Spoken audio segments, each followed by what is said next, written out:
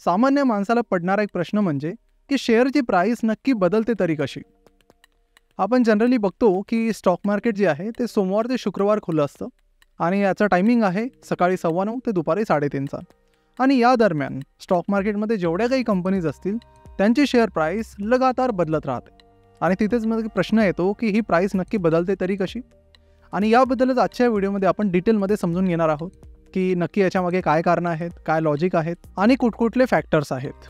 नमस्कार, मी प्रसाद तुमचं आजच्या व्हिडिओमध्ये स्वागत करतो. तर बघा, स्टॉक प्राइस कशी चेंज होते हे समजून घेण्यासाठी आपल्याला एक सोपंसं एक्झाम्पल घ्यावं लागेल आणि त्याच्या मदतीने मी तुम्हाला हा टोटल कन्सेप्ट समजून सांगण्याचा प्रयत्न करतो.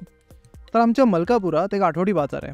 आता मी जेव्हा लहानपणी तिथे जायचो, मी बघायचो की कांद्याचे जे भाव आहेत ते वर्षाच्या काही महिन्यांमध्ये खूप एकदम वाढून जायचे की कोणी लवकर अफोर्ड करू शकणार नाही एवढे, आणि कधी कधी एवढे स्वस्त होऊन जायचे की कोणी घ्यायलाही तयार नव्हते, अशा रेटमध्ये अवेलेबल होत. आणि आपण तेव्हापासून जर आतापर्यंतचं मी बघितलं तर दरवर्षी सायकल येतेच येते की कधी कधी कांद्याचे भाव एकदम वाढतात, कधी कधी खूप कमी होतात, आणि जेवढेही भाजीपाला किंवा फळं आहेत त्यांमध्ये आपल्याला ही सायकल बघायला मिळते. तर काय आहे की तिथे सुद्धा म्हणजे काय आहे की फक्त स्टॉक प्राइसेस बदलत नसतात, फळं, भाजी या सगळ्या गोष्टींची प्राइसही लगातार चेंज होत राहते. आता काय आहे की जिथे प्राइस ही प्री डिसाइडेड नाही आहे, म्हणजे काय की आता जेव्हा तुम्ही बाजारात जाता काही घ्यायला तेव्हा कुठल्याही भाजीवर असं स्टिकर नाही आहे MRPचं की 15 रुपये MRP की तुम्हाला ते 15 रुपयात मिळेल. तिथे दोन पार्टीमध्ये, ठीक आहे, दोन पार्टीजमध्ये एक डिस्कशन होईल आणि एक्सचेंज होईल, सामानाची एक्सचेंज आणि पैशांची एक्सचेंज होईल. स्टॉक मार्केटमध्ये जशी शेअरची एक्सचेंज होते तशी आठवडी बाजारामध्ये किंवा कुठल्याही बाजारामध्ये भाजीपाले किंवा फळं यांची एक्सचेंज होते. तर आपण कांद्याचंच एक्झाम्पल पुढे घेऊन जाऊया. तर कांद्याचं कसं आहे की कुठल्याही ट्रेडमध्ये जेव्हा तुम्ही कुठली गोष्ट विकत घेताय किंवा विकताय, दोन साईड असतात. जसं कांद्याचं झालं तर कांद्यामध्ये सुद्धा दोन साईड आहेत. एक आहे डिमांड साईड, म्हणजे कांदा विकत घेणारे लोक, आणि दुसरी म्हणजे सप्लाय साईड, म्हणजे कांदा विकणारे लोक. विकत घेणारे म्हणजे जी डिमांड साईड आहे ती आपल्याकडून येते, एक नॉर्मल कस्टमर किंवा तुम्ही आम्ही जे कांदा खातो ते. आणि दुसरी साईड जी आहे ती आहे कांदा विकणारे, म्हणजे हे शेतकरी असू शकतात किंवा दलाल किंवा मग ट्रेडरसुद्धा असू शकतात. आता काय आहे की पूर्ण वर्ष सप्लाय डिमांड जर सेमच राहील, एकदम सेम, तर प्राईस सेम राहील. पण असं होत नाही. तर इकॉनॉमिक्स म्हणजेच अर्थशास्त्राचा सोपासा नियम आहे सप्लाय आणि डिमांडचा, की याच्यामध्ये जसं मागे पुढे होईल किंवा वर खाली होईल तसं जो काही भाव आहे त्या पर्टिक्युलर वस्तूचा तो चेंज होत राहील. तर इथे काय होतं की जसं कांद्याचं आपण बोलायला झालं तर कांद्याचे भाव जेव्हा वाढतात खूप, त्याच्यामागे बरेचसे कारणं असतात किंवा मेनली 2-3 कारणं असतात. पहिलं कारण बऱ्याच हे असतं की जास्त पावसामुळे किंवा कमी पावसामुळे कांद्याचं उत्पन्न कमी झालं. आता काय आहे की सप्लाय कमी झाला, उत्पन्न म्हणजे सप्लाय कमी झालं, पण विकत घेणारे तर जास्तच लोक आहेत. सप्लाय कमी झाला म्हणजे कांदा खाणं लोक बंद करणार नाही, आणि अशा वेळेस डिमांड ठीक तेवढीच आहे, सप्लाय अचानक कमी झाला, आणि तिथे काय होईल, मग तिथे त्या गोष्टीची प्राईस वाढायला लागते. हे एकच कारण नाही, बऱ्याचदा काय करतात की कांद्याची साठवणूक केली जाते दलाल लोकांकडून किंवा ट्रेडर लोकांकडून, जी इल्लिगल आहे, आणि त्यामुळेही बऱ्याचदा कांद्याचा जो सप्लाय आहे तो कमी केला जातो. हा नॅचरली होत नाही, आर्टिफिशियली केला जातं, जे की अवैध आहे.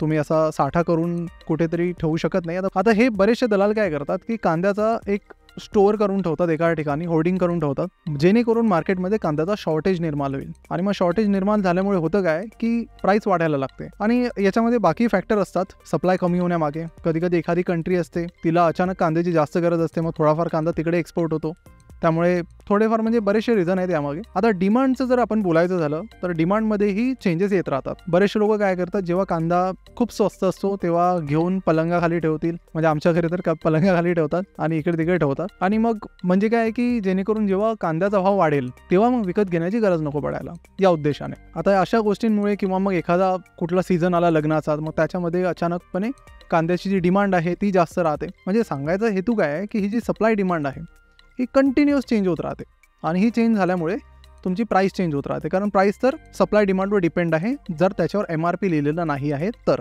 MRPवर पण सुद्धा फरक पडतो, पण तो काय की ऑफकोर्स MRP चेंज होत राहील पुढे जाऊन.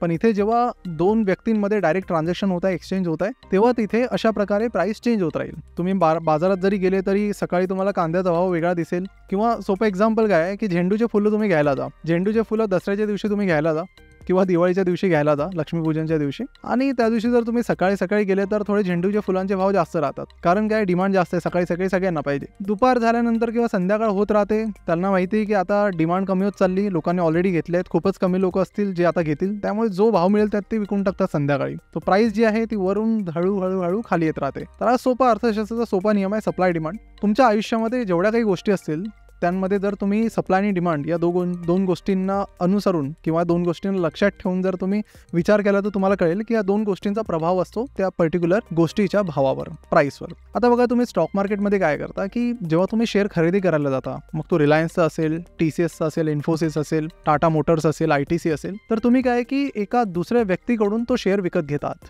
जनरली काय की कंपनी आपले जे शेअर आहेत स्वतःचे ते IPO मध्ये डायरेक्ट विकते इन्व्हेस्टर्सला. आता तुम्ही म्हणाल की IPO मध्ये काय आलं, तर IPO मी पुढच्या चॅप्टरमध्ये डिटेलमध्ये समजून सांगेल, तर तो व्हिडिओ सुद्धा तुम्ही नक्की बघा. तर काय की बघा, सोप्या भाषेत सांगायचं झालं तर जे आपलं जनरल स्टॉक मार्केट आहे तिथे शेअर जे आहेत ते लोकांमध्येच म्हणजे इन्व्हेस्टर्स मध्येच एक्सचेंज होत राहतात. म्हणजे मी एखाद्या वेळेस शेअर विकला, तुम्ही दुसऱ्या साईडला विकत घेणार आहे, तर मे बी आपल्या दोघांमध्ये शेअरचं एक्सचेंज होईल.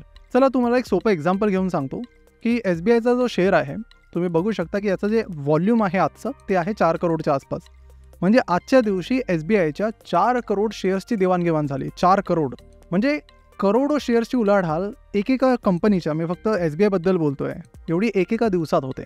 म्हणजे तुम्ही विचार करू शकता की किती सारे जे इन्व्हेस्टर्स आहेत किंवा ट्रेडर्स आहेत ते प्रत्येक दिवसाला शेअर्स विकत घेत आहेत किंवा विकतायत. आता एवढ्या मोठ्या लोकांचं पार्टिसिपेशन म्हटल्यावर जे विकणारे आहेत आणि जे खरेदी करणारे, तर विकणारे म्हणजे सप्लाय साईड, खरेदी करणारे म्हणजे डिमांड साईड, ह्या दोघांची संख्या खूप प्रमाणात चेंज होते. आणि काय की तुम्ही मग हे नाही माहिती करू शकत की प्रत्येकाच्या मनात काय चालू आहे. SBIची जी शेअर प्राइस आहे जी मी आता स्क्रीनवर बघतोय ती आहे 575 रुपये. आता हे जे 575 रुपये आहे, तर कोणाला वाटेल की 575 थोडी जास्त आहे, तर आता विकणाऱ्याला वाटेल की 575 कमी आहे. मग तो म्हणेल की माझं शेअर कसा मी माझा 576 577ला विकू शकतो, तो त्याचा प्रयत्न करेल. विकत घेणारा काय म्हणेल 575 थोडी जास्त आहे, 574 573ला मला शेअर कसा विकत घेता येईल. आणि मग काही लोक असे असतील ज्यांना अर्जंटली शेअर विकायचे आहेत, जी प्राइस चालू आहे त्यावरही विकायला तयार आहेत, काहीच प्रॉब्लेम नाही आहे. अशाच प्रकारे काही जण अशी खरेदी करणार आहेत की ज्यांना लगेच शेअर पाहिजे, ठीक आहे, ते थांबायला तयार नाही बिलकुल. तर मार्केटमध्ये जे वेगवेगळे लोक आहेत त्यांचा जो खरेदी करण्याचा निर्णय आहे किंवा विकायचा निर्णय आहे याच्या मागे खूप सारे फॅक्टर असतात. अचानकपणे तुम्ही बघा की एखाद्या कंपनीचा रिझल्ट आला आणि रिझल्टमध्ये कंपनीने सांगितलं की आमचा जो प्रॉफिट आहे तो 30% वाढला आहे. मग बऱ्याचदा ती न्यूज बघून इन्व्हेस्टर खुश होतात आणि लगेच त्या कंपनीचा शेअर खरेदी करायला लागतात. ही मार्केटमध्ये खूप एक कॉमन गोष्ट आहे की एखाद्या कंपनीचा चांगला रिझल्ट आला म्हणजे लगेच त्या कंपनीची शेअर प्राइस दुसऱ्या दिवशी वाढते. मे बी तो चेंज टेम्पररी असेल, पण बऱ्याचदा आपण बघतो की वाढते. आता आणि एखाद्या कंपनीचा जो रिझल्ट आला तो तुम्ही पकडून झाला की प्रॉफिट 50-60% खाली आला आणि मग कंपनीने अशा काही गोष्टी सांगितल्या ज्या कंपनीच्या बिझनेसच्या हिशोबाने चांगल्या नाही आहेत, मग शेअर प्राइस पडून जाते लगेच दुसऱ्या दिवशी.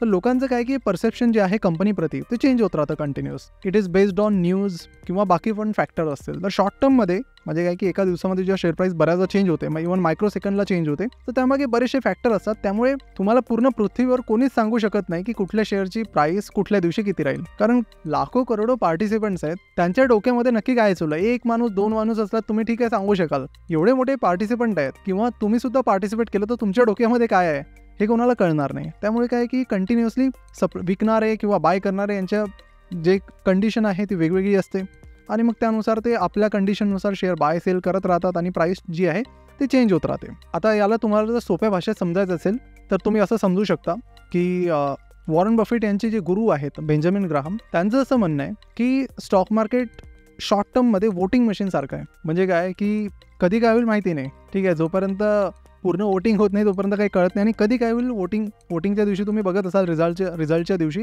कधी काय होईल काहीच गॅरंटी नाही. तर स्टॉक मार्केटमध्ये तसंच असतं की शॉर्ट टर्ममध्ये कधी कुठली प्राइस वाढेल कमी होईल कोणीच सांगू शकत नाही, कोणीच नाही. जर कोणी तुम्हाला असं म्हणत असेल की मी सांगू शकतो तर ते खोटं बोलतायत किंवा तुम्हाला फसवत आहेत. आणि बेंजामिन ग्राहम म्हणतात की लॉंग टर्ममध्ये स्टॉक मार्केट वेइंग मशीन सारखं आहे. म्हणजे जे वजनाचं काटा आहे आपला तशा प्रकारे आहे की म्हणजे जे ॲक्च्युअल वजन आहे तुमचं ते लॉंग टर्ममध्ये दिसेल. त्यामुळे काय की कंपनी एखादी असेल की फॉर एक्झाम्पल अशा बऱ्याचशा कंपनीज आहेत ज्या खूप खराब परफॉर्म करत आहेत. आता एक्झाम्पल घेऊया सुझलॉन एनर्जीचं. तर सुझलॉनची शेअर प्राइस मागच्या 5 दिवसांमध्ये 3 ते 3.5% वाढली. पण याचा हा अर्थ नाही आहे की कंपनी खूप स्ट्रॉंग आहे किंवा कंपनी खूप चांगली आहे. तेच जर आपण सुझलॉनच्या बिझनेसबद्दल बघायचं झालं तर हा बिझनेस असा आहे की कधी यांना प्रॉफिट होतोय, कधी लॉस होतोय आणि मागच्या कित्येक वर्षांपासून कंपनी स्ट्रगल करत आहे. तर शॉर्ट टर्ममध्ये जर कुठली कंपनीची शेअर प्राइस वाढली तर याचा अर्थ असा नाही आहे की ती कंपनी खूप चांगली आहे, किंवा शॉर्ट टर्ममध्ये एखाद्या कंपनीची शेअर प्राइस जर खाली गेली तर याचा असाही अर्थ नाही आहे की ती कंपनी खराब आहे. तर शॉर्ट टर्ममध्ये वोटिंग मशीन सारखे कधी काही होत राहतं. जसं जसं तुम्ही मार्केटमध्ये टाइम अजून स्पेंड कराल तसं तसं तुम्हाला थोडी थोडी आयडिया येईल की स्टॉक मार्केट ऍक्च्युअली कसं चालतं. तर एक्झॅक्टली असं आहे की सांगायचं झालं तर जे लाखो करोडो पार्टिसिपंट्स आहेत त्यांच्यानुसार की त्या दिवशी विक्री करणारे जे आहेत किंवा बाय करणारे आहेत ते कशा प्रकारचे ऑर्डर प्लेस करतात त्यानुसार तुमची प्राइस डिसाईड होते. सिम्पली तुम्ही म्हणू शकता की जशी मार्केटमध्ये कांद्याची प्राइस डिसाईड होते तशीच. पण इथे काय आहे की कांदा म्हणजे काय की कमोडिटी आहे, पण कंपनी म्हणजे काय की जो स्टॉक आहे, समजा सुझलॉनचा स्टॉक आहे तर त्याच्या मागे एक कंपनी आहे. आता ती जर कंपनी जशी परफॉर्म करेल त्यानुसार लॉंग टर्म मध्ये त्याची सप्लाय डिमांड चेंज होईल. तुम्ही जर बघाल तर रिलायन्स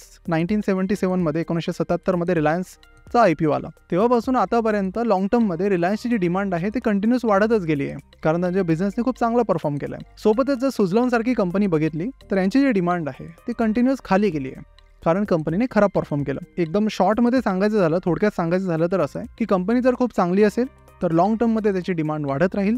कंपनी जर खराब आहे तर लॉंग टर्ममध्ये डिमांड कमी होत राहील. मग किंगफिशर एअरलाईन असेल, शॉर्ट टर्ममध्ये कितीही चांगली परफॉर्म करू, जर तिचा बिझनेस खराब चालत आहे तर लॉंग टर्ममध्ये तिची डिमांड कमी होईल आणि शेअर प्राइस सुद्धा खाली जाईल. हा एक सोपा सरळ नियम आहे. मला तुम्ही एखादी अशी कंपनी दाखवा जी मागच्या 5 वर्षांमध्ये खूप चांगली परफॉर्म करत आहे पण शेअर प्राइस वाढत नाहीये, किंवा 5 वर्षांमध्ये खूप खराब परफॉर्म करत आहे पण शेअर प्राइस खाली नाही गेली आहे. तर लॉंग टर्ममध्ये नक्की जसं बिझनेस आहे त्याप्रमाणे शेअर प्राइस वर खाली होईल. बिझनेस चांगला चालू आहे, प्राइस वर जाईल. शॉर्ट टर्ममध्ये कोणीच सांगू शकत नाही, त्यामुळे शॉर्ट टर्म मध्ये प्रेडिक्ट करण्याचा तुम्ही प्रयत्नही करू नका, कारण ते कोणाच्याही हातात नाहीये. तर बस ह्या सगळ्या गोष्टी तुम्हाला आज सांगायच्या होत्या की एक जो स्टॉक असतो त्याच्या मागे एक कंपनी आहे आणि कंपनीचा बिझनेसमध्ये काय काय होईल, जसं बिझनेसची कुठली न्यूज आली तर त्यानुसार मग मार्केटमध्ये अचानक सप्लाय डिमांड चेंज होईल आणि शॉर्ट टर्ममध्ये शेअर प्राइस कमी जास्त होईल. आणि लॉंग टर्ममध्ये मग कंपनीचे फायनान्शियल्स म्हणजे प्रॉफिट, रेव्हेन्यू वगैरे हे जसे बेटर होतील तसं लॉंग टर्ममध्ये मग त्याची डिमांड वाढत जाईल आणि मग शेअर प्राइसही वाढत जाईल. तर आशा करतो की तुम्हाला आता कळून गेलं असेल की स्टॉक मार्केटमध्ये शॉर्ट टर्ममध्ये प्राइसेस जनरली शॉर्ट टर्म ज्या स्टॉक मार्केटच्या प्राइसेस असतात शॉर्ट टर्ममध्ये त्या न्यूजच्या बेसिसवर ड्राईव्ह होतात आणि लॉंग टर्ममध्ये कंपनीचा जो बिझनेस असतो त्याच्या बेसिसवर ड्राईव्ह होतात. तर आशा करतो की तुम्हाला कन्सेप्ट चांगल्या प्रकारे समजला असेल. काहीही डाऊट असेल खाली कमेंटमध्ये नक्की कळवा आणि अशाच व्हिडिओसाठी आम्हाला नक्की सबस्क्राईब करा. तुमच्या मित्रांसोबत सुद्धा व्हिडिओ नक्की शेअर करा, जेणेकरून प्रत्येक मराठी सामान्य माणसाला हे कळेल की शेअरची प्राइस नक्की कशी बदलते. आणि स्टॉक मार्केटबद्दल अजून डिटेलमध्ये समजण्यासाठी तुम्ही आमचं कन्वे लर्निंग ॲप इन्स्टॉल करू शकता, ज्याची लिंक मी खाली डिस्क्रिप्शनमध्ये दिली आहे. भेटूया पुढच्या व्हिडिओमध्ये. खूप खूप धन्यवाद.